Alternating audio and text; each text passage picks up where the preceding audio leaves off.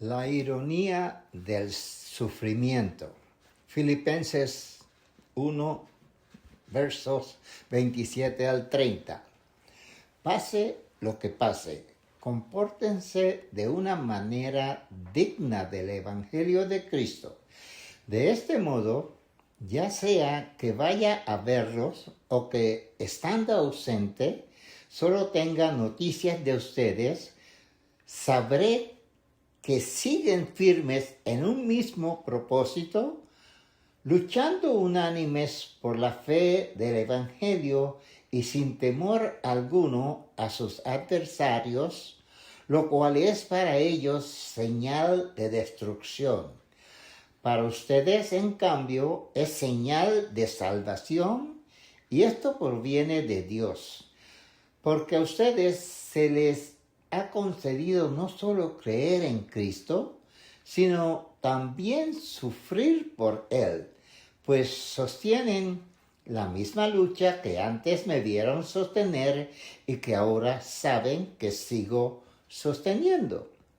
Familia, hoy quiero hablarles desde la siguiente reflexión: la ironía del sufrimiento.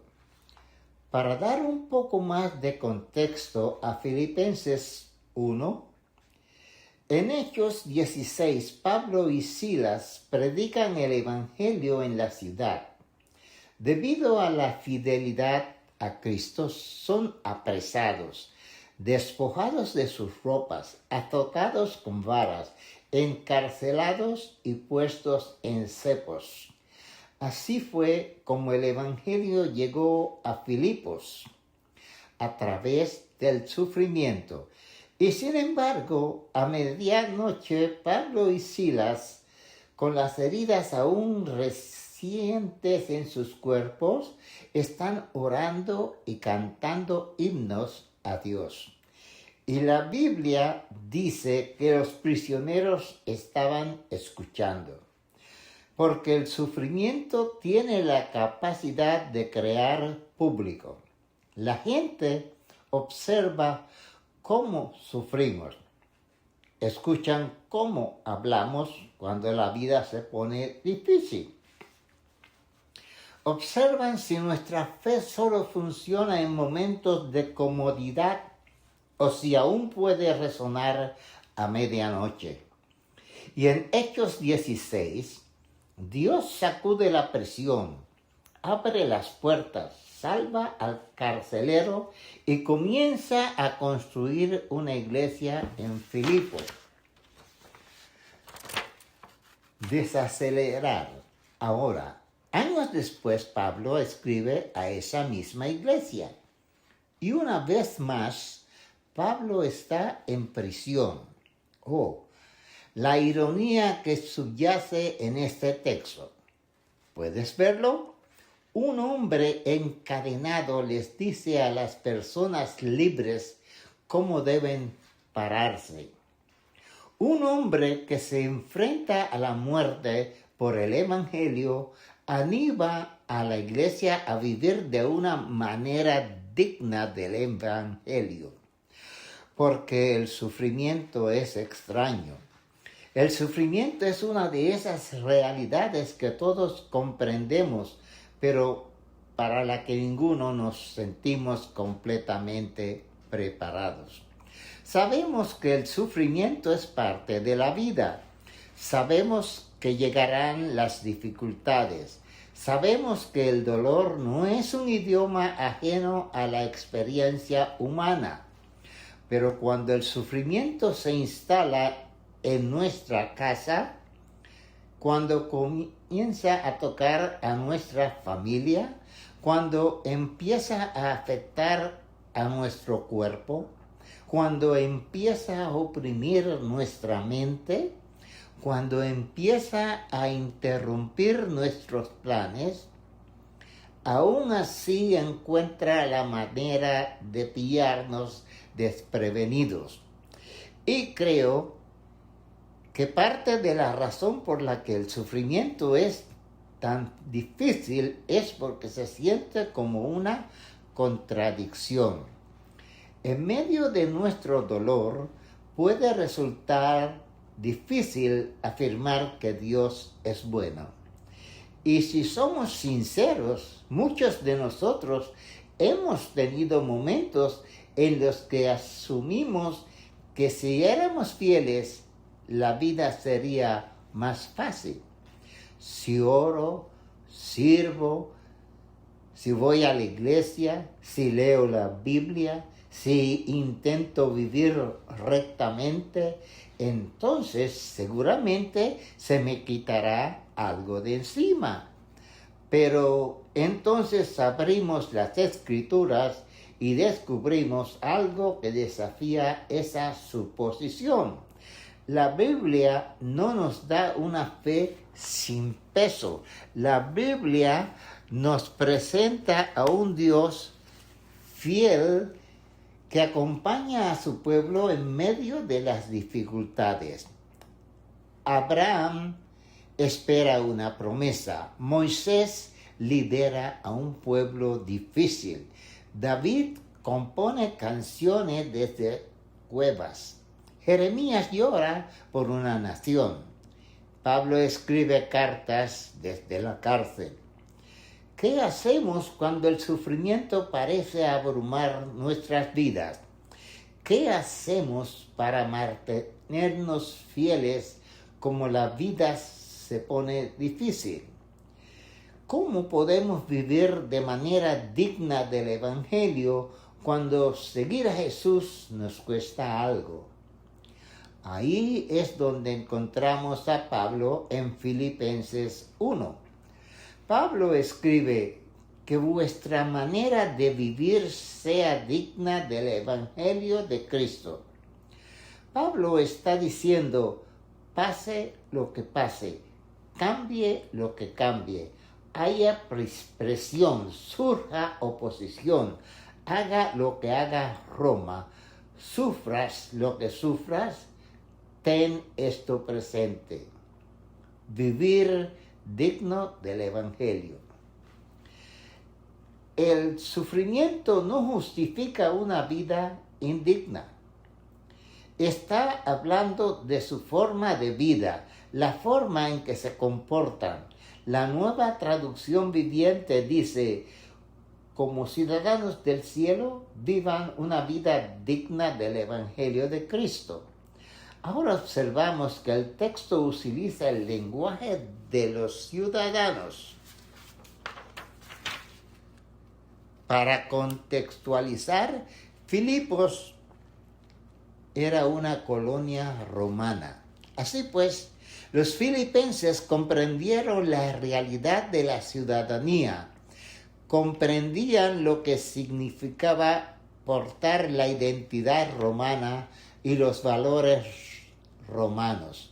Pero Pablo les dice que su identidad más profunda no se encuentra en Roma. Tu vida pertenece a Cristo. Así pues, compórtate de una manera que se ajuste al Evangelio. Ahora, quiero ser claro.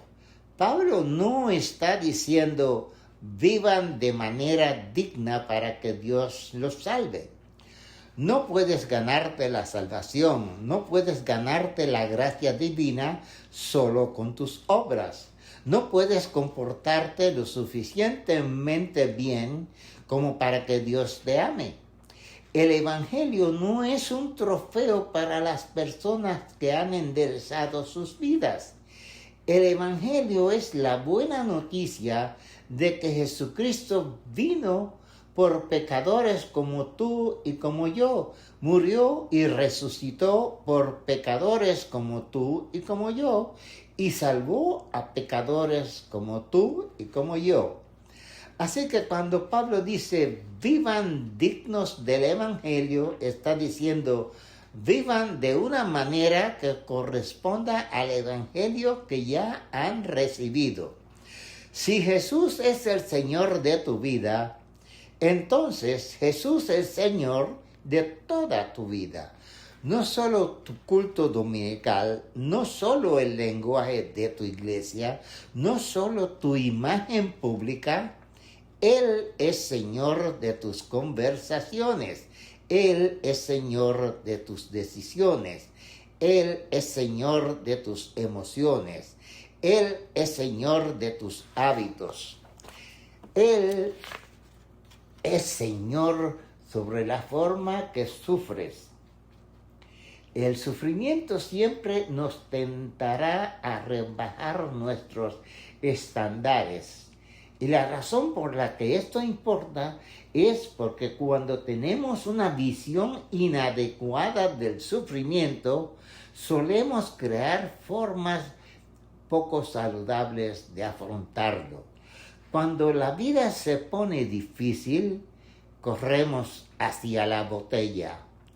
Nos entregamos a nuestros deseos, justificamos nuestra ira, nos aislamos. Y el peligro reside en que podemos empezar a racionalizar lo que Dios realmente está tratando de sanar. Y a veces no nos desviamos de la fidelidad porque hayamos dejado de creer en la Biblia. A veces nos desviamos porque nos cansamos, cansado de esperar, cansada de ser incomprendida, cansado de hacer lo correcto y sentir que la vida no se vuelve más fácil. Cansados de rezar y aún no ver ningún cambio. Y las personas cansadas pueden empezar a darse permiso para vivir por debajo de lo que creen. Empezamos a justificar cosas a las que normalmente nos enfrentaríamos. Decimos, sé que no debería haber dicho eso, pero estoy estresado. O sé que no debería haber respondido así, pero he estado pasando por muchas cosas. Sé que no debería haber cedido a mis deseos, pero la vida ha sido dura. El sufrimiento no anula el llamado a la fidelidad.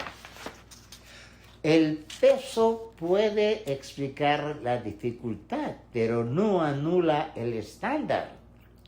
Esa es una de las ironías del sufrimiento. Precisamente en el lugar donde nos vemos tentados a desviarnos de la fidelidad, suele ser donde Dios nos llama a demostrarla con mayor claridad. Pablo escribe desde la cárcel y sigue diciendo, digno de vivir. Entonces dice, para que tanto si voy a veros como si estoy ausente, tenga noticias de vosotros. Recuerdo que mi primer trabajo en la escuela secundaria fue en un supermercado llamado Harris Teeter.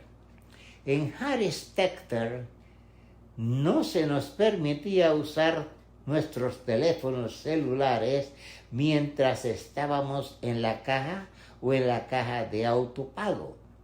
Yo era un gran trabajador, pero tuve la osadía de creer que si no pagas esta factura del teléfono, entonces puedo quitártela, mientras que al mismo tiempo hacía trampas para quitármela. Recuerdo que un día el gerente de nuestra tienda, el señor Sam, pasaba por allí, me dio un golpecito en el hombro y me llamó a su oficina. Me dio un discurso sobre lo buen trabajador que era, pero que una de las mayores virtudes de una persona es su integridad. 13 años después, esas palabras aún me llegan al corazón.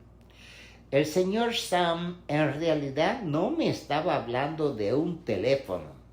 Me estaba hablando de que quien me estaba convirtiendo cuando nadie me veía. Y Pablo está haciendo algo similar aquí. Él está diciendo, ya sea que vaya a verlos o que esté ausente, vivan dignamente. porque la integridad no se define solo por quién eres, cuando alguien puede corregirte. Así eres cuando solo Dios puede verte. Pablo está diciendo, ya sea esté presente o ausente, ya sea que pueda verlos o solo a oír hablar de ustedes, vivan dignamente. Dice que no debería tener que ver todo lo que haces. Escucha todo lo que dices.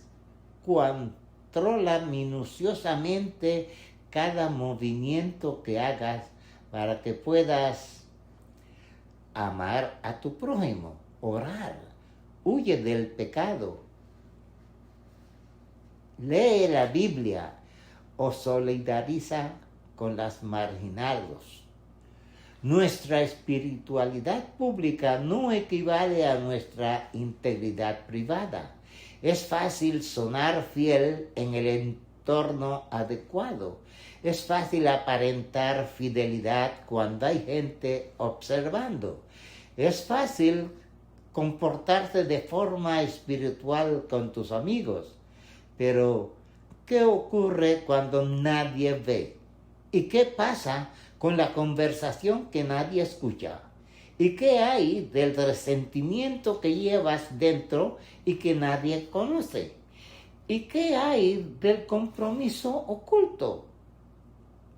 ¿Y qué pasa con esa versión de nosotros mismos que aparece cuando estamos cansados, frustrados, presionados e invisibles? ¿Qué hacemos cuando estamos ocultos en nuestra mente, oculto de nuestros amigos, oculto a nuestra familia, oculto de nuestra iglesia? Pablo dice vivir dignamente, porque una cosa es segura, una vida valiosa es una vida íntegra.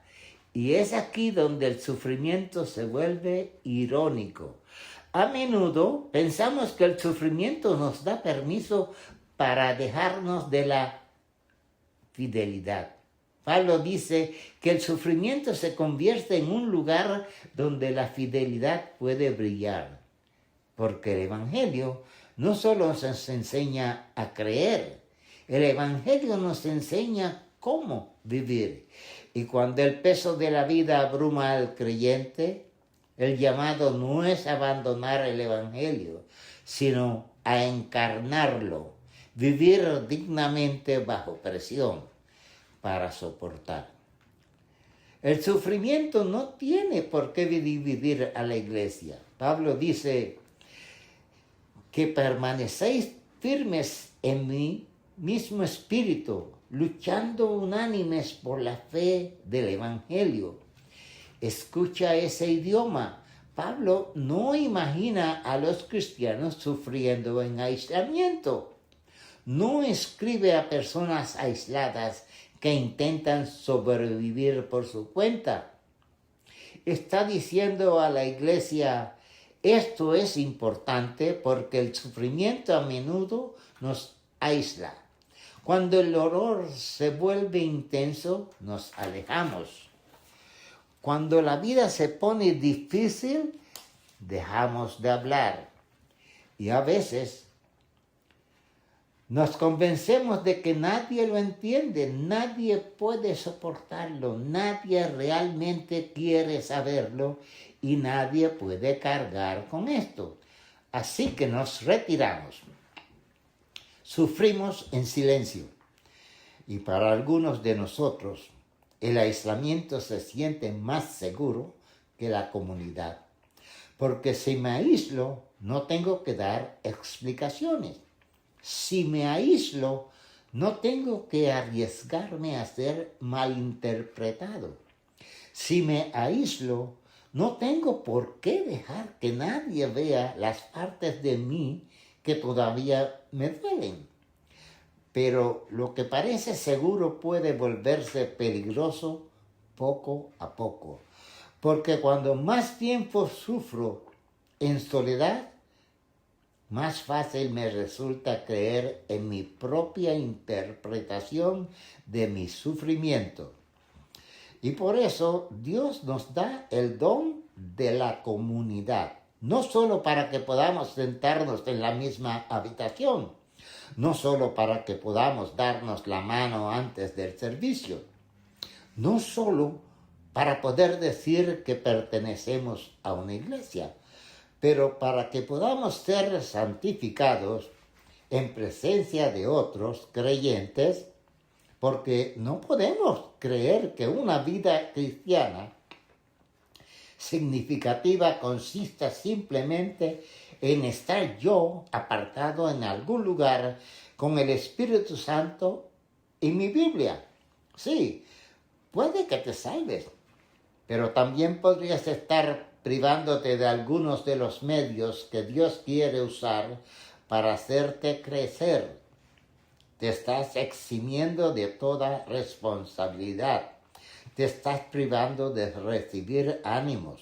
Te estás cerrando a la posibilidad de corregirte. Pero nos negamos a que nadie nos ayude a cargarlo. La iglesia nunca tuvo la intención de ser una sala llena de gente que arrastra en silencio sus cargas personales. Estamos llamados a ser un pueblo que sabe permanecer unido bajo presión. La frase esforzándonos juntos da la sensación de trabajar juntos, de competir juntos, de luchar juntos. Este es el pueblo de Dios uniendo fuerzas por la fe del Evangelio. Y eso significa que la unidad bíblica es más profunda que la simple amistad. La unidad no consiste simplemente en que el mundo sea amable.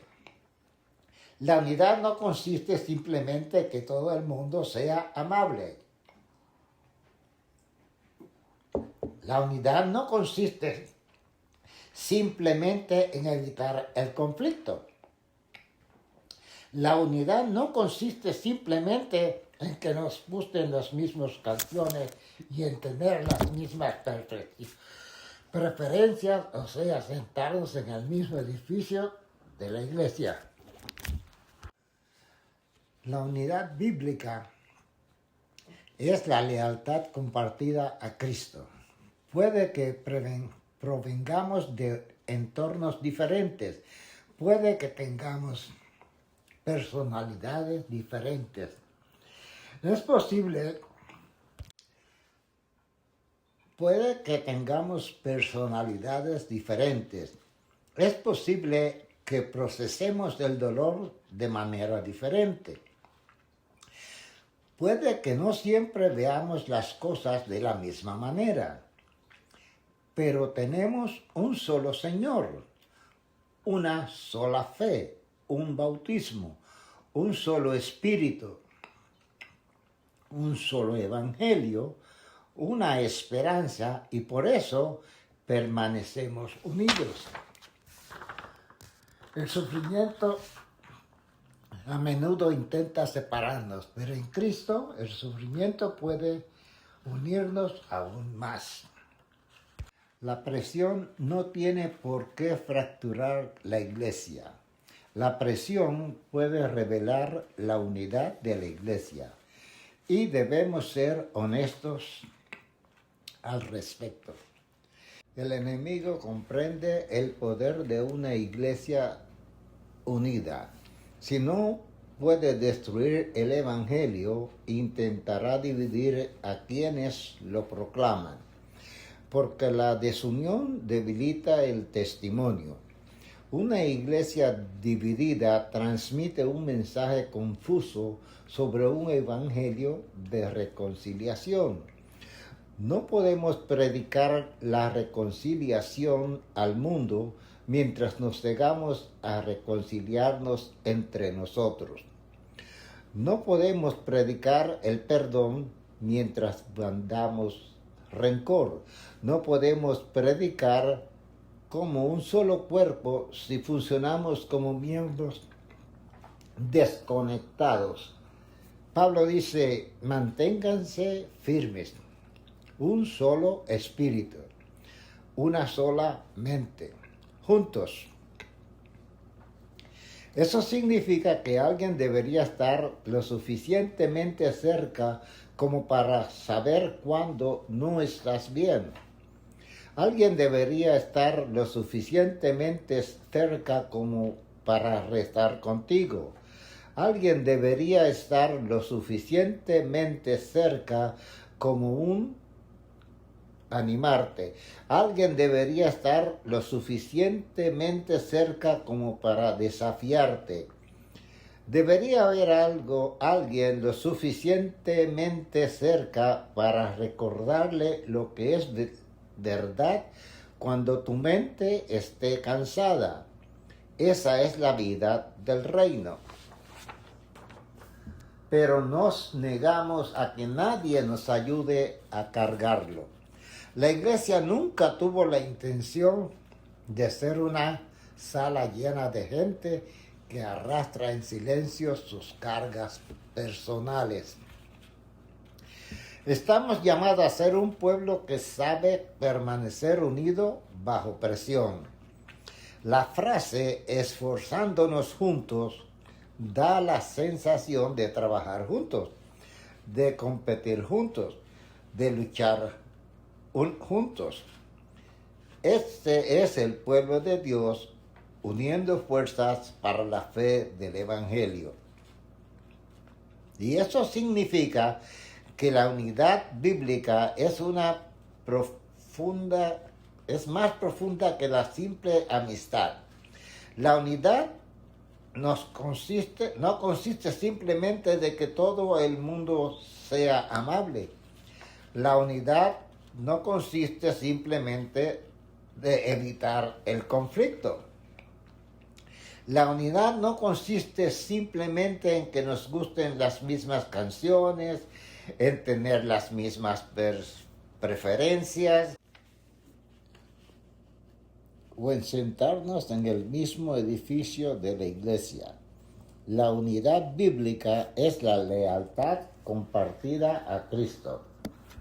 Puede que provengamos de entornos diferentes, puede que tengamos personalidades diferentes. Es posible que procesemos el dolor de manera diferente. Puede que no siempre veamos las cosas de la misma manera, pero tenemos un solo Señor, una sola fe, un bautismo, un solo Espíritu, un solo Evangelio, una esperanza, y por eso permanecemos unidos. El sufrimiento a menudo intenta separarnos, pero en Cristo el sufrimiento puede unirnos aún más. La iglesia no tiene por qué fracturar. La presión no tiene por qué fracturar la iglesia. La presión puede revelar la unidad de la iglesia y debemos ser honestos al respecto. El enemigo comprende el poder de una iglesia unida. Si no puede destruir el evangelio, intentará dividir a quienes lo proclaman, porque la desunión debilita el testimonio. Una iglesia dividida transmite un mensaje confuso sobre un evangelio de reconciliación. No podemos predicar la reconciliación al mundo mientras nos negamos a reconciliarnos entre nosotros. No podemos predicar el perdón mientras guardamos rencor. No podemos predicar como un solo cuerpo si funcionamos como miembros desconectados. Pablo dice, manténganse firmes, un solo espíritu, una sola mente, juntos. Eso significa que alguien debería estar lo suficientemente cerca como para saber cuando no estás bien. Alguien debería estar lo suficientemente cerca como para rezar contigo. Alguien debería estar lo suficientemente cerca como para animarte. Alguien debería estar lo suficientemente cerca como para desafiarte. Debería haber alguien lo suficientemente cerca para recordarte lo que es verdad cuando tu mente está cansada. Esa es la vida del reino. Mientras el mundo nos dice que seamos autosuficientes, ser hecho a sí mismo, el Evangelio nos integra en un cuerpo. Y un cuerpo no funciona por separación.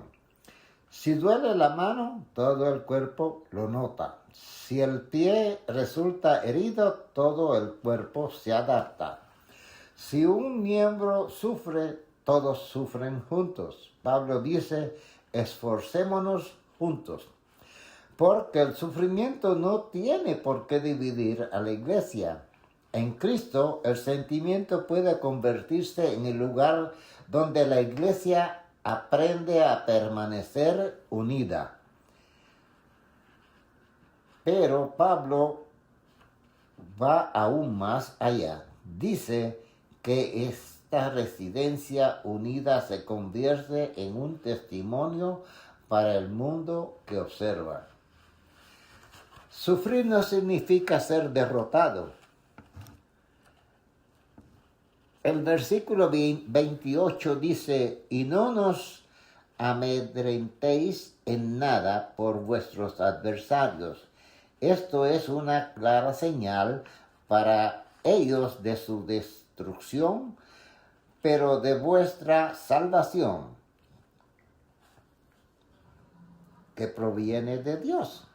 Pablo dice, no se dejen intimidar por sus adversarios.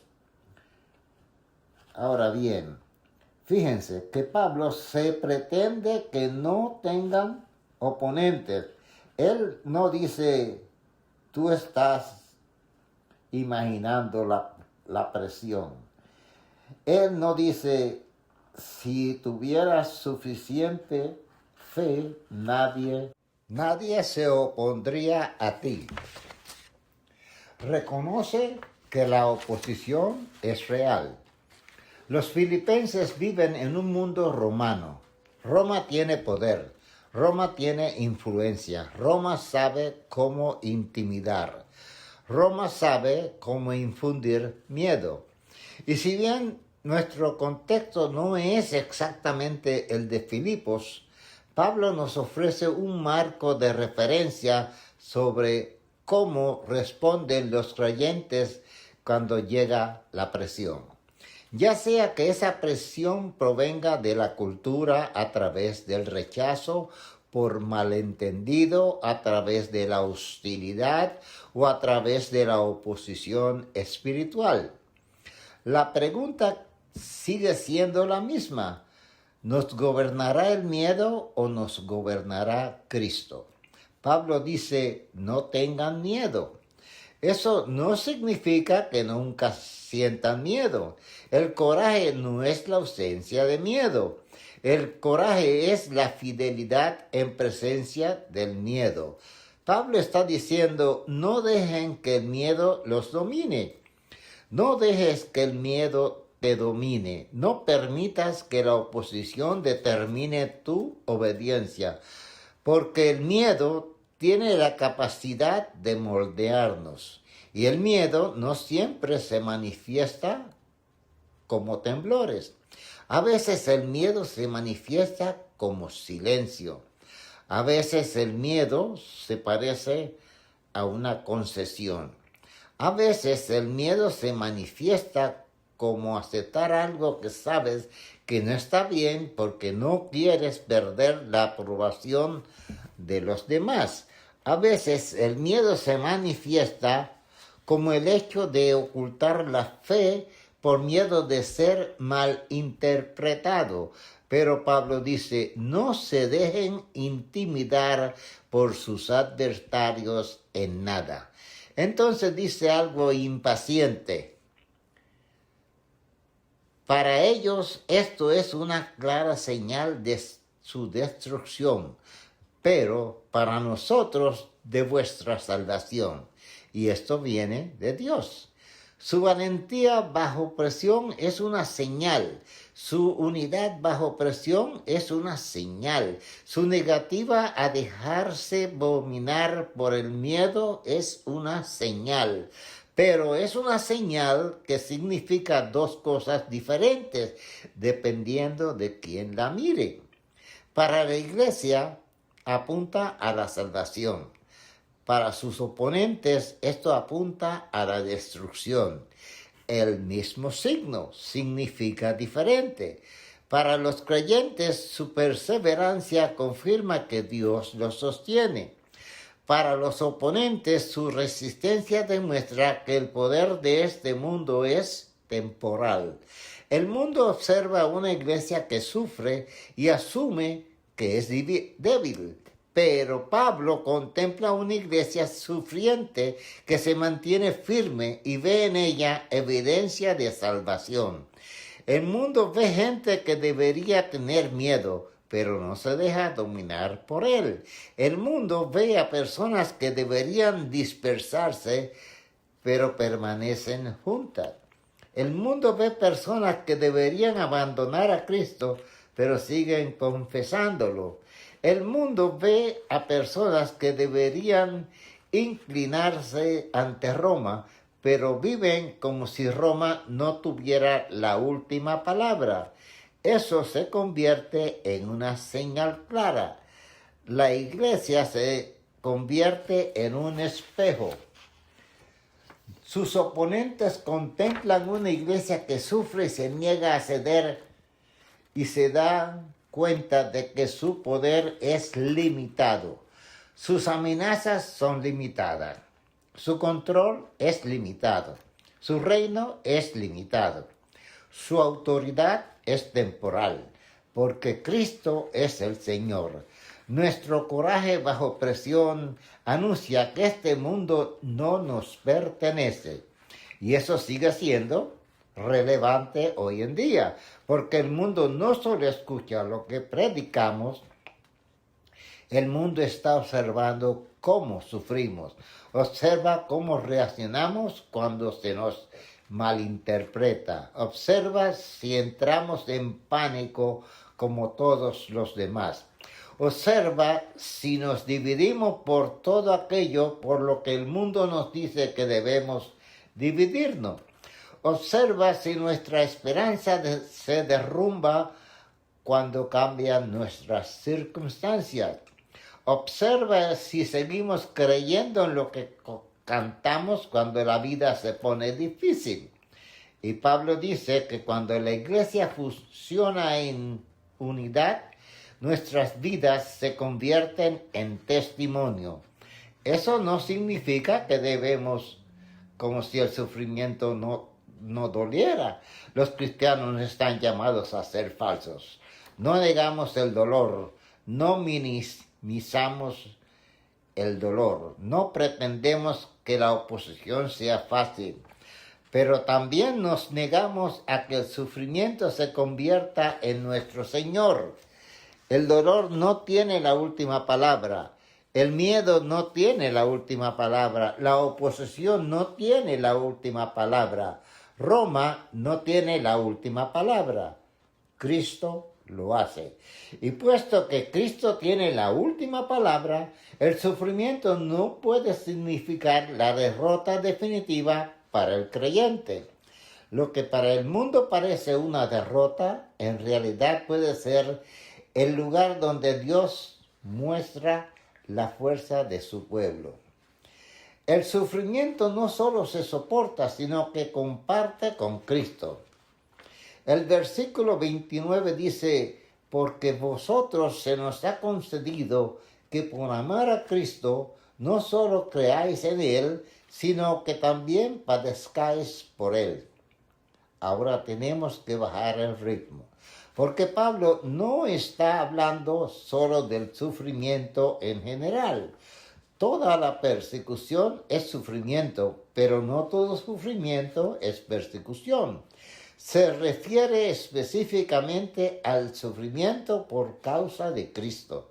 Existe sufrimiento como consecuencia de vivir en un mundo caído. Existe sufrimiento que proviene del pecado de otras personas.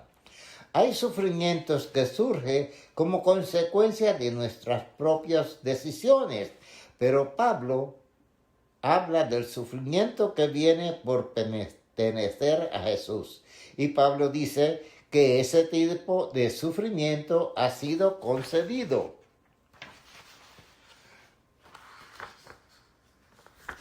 Nos resulta difícil aceptarlo porque muchos interpretamos el sufrimiento como una desgracia injusta. Suponemos que cuando estamos sufriendo, Dios no debe vernos.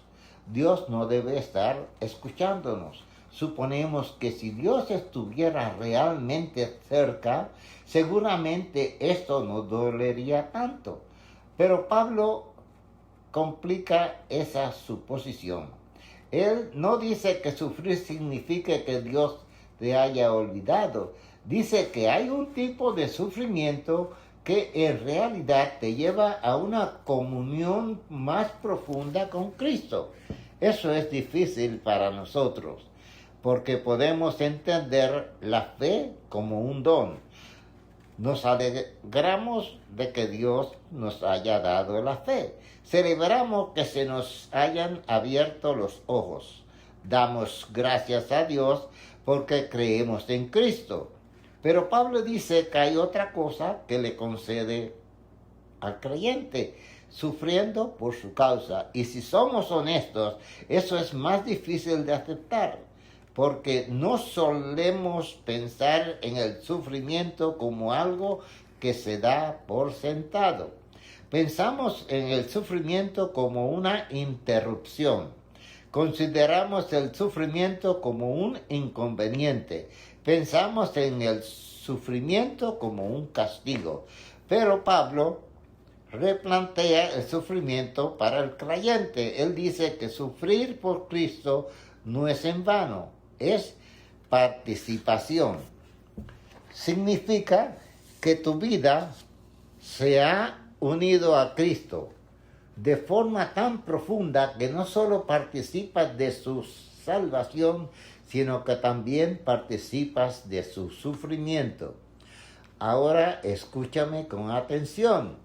Pablo no está idealizando el dolor, no está diciendo que el sufrimiento sea placentero, no les está diciendo que busquen dificultades, no está minimizando las lágrimas.